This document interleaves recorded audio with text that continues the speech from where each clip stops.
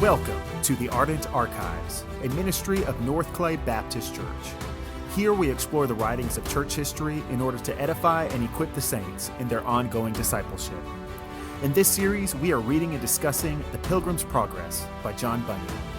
Written in the late 1600s, The Pilgrim's Progress is an allegory of the Christian life, following the main character, Christian, on his journey from the city of destruction to the celestial city. More than any other work in the history of the church, The Pilgrim's Progress captures both the struggles and joys of living the Christian life in a way that is not only accurate, but enjoyable to read. So prepare yourself for an epic adventure as we embark on The Pilgrim's Progress by John Bunyan.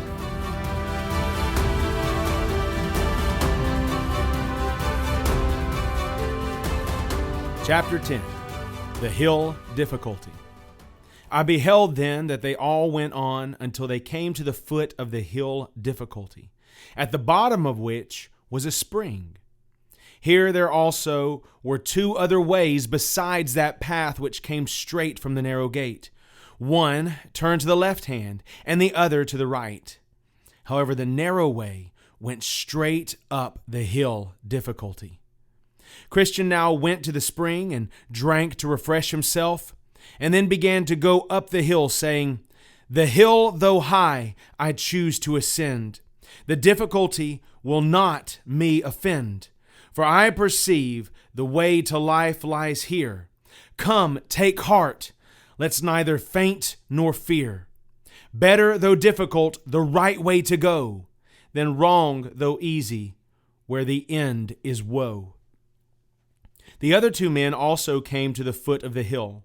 When they saw that the hill was very steep and high, and that there were two other easier ways to go, and supposing that these two ways might meet again on the other side of the hill with the same hard way that Christian chose, they resolved to go in those easy paths.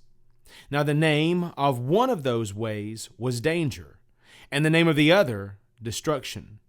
So one took the way called Danger, which led him into an enormous, bewildering forest. And the other took the way to Destruction, which led him into a wide field full of dark pits, where he stumbled and fell and rose no more. I then looked at Christian going up the hill, where because of the steepness of the hill, I saw he went from running to walking, and from walking to crawling on his hands and knees.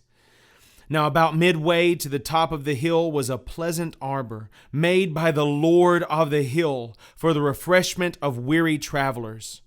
When Christian arrived there, he sat down to rest. He then pulled his scroll out of his bosom and read to his comfort. He also began to examine the garment that was given him while at the cross. Thus refreshing himself for a while, he at last fell into a slumber, and thence into a sound sleep, which delayed him there until it was almost night. While asleep, his scroll fell out of his hand.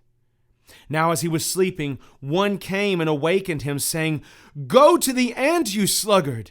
Consider her ways and be wise." With that, Christian suddenly jumped up and hurried on his way until he came to the top of the hill.